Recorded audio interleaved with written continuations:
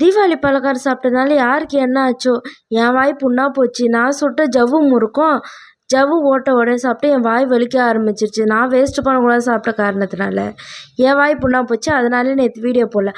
ஆனால் சோப்பு செஞ்சோம். நாங்கள் எப்பவுமே செய்கிற சோப்பு வந்து இந்த ஆலோவேரா, அதுக்கப்புறம் இந்த நேச்சுரல் பொருளுங்க, பவுட்ருங்க, எல்லா பவுடரும் ஏற்றி கொட்டி, இந்த மிளகாத்தூள் உப்பு மட்டும் தான் பாக்கி. மற்றபடி எல்லா பொருளையும் கொட்டி தான் நாங்கள் இந்த சோப்புலாம் செய்வோம்.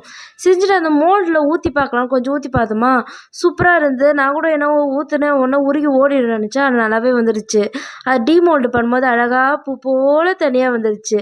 இவனுங்க வேறு ஏதோ டீமோல்டு பண்ணுறத ஏன்னா சாக்லேட்டு தான் நாங்கள் மோல்டில் வச்சு செய்கிற மாரி, எனக்கு கொஞ்சம் கூட நீங்கள் மட்டுமே சாப்பிட போகிறீங்களான்ட்டு 2 பேரும் உட்காந்து பார்த்துட்டு இருந்தானுங்க. அதுக்கப்புறம் இந்த மோல்டுன்னு எல்லாமே எக்ஸ்ட்ரா வந்து இந்த ஐஸ்கிரீம் டப்பா, எந்தெந்த டப்பா கிடைக்குதோ எல்லா டப்பாலையும் கொஞ்சம் கொஞ்சம் ஊற்றி வச்சோம். அப்போவே நல்லா வந்துருச்சு. இதுக்கப்புறம் எடுத்துகிட்டு போய் நாங்கள் வந்து நல்லா காய வச்சுட்டு யூஸ் பண்ணால் ரொம்ப நாள் வரும்.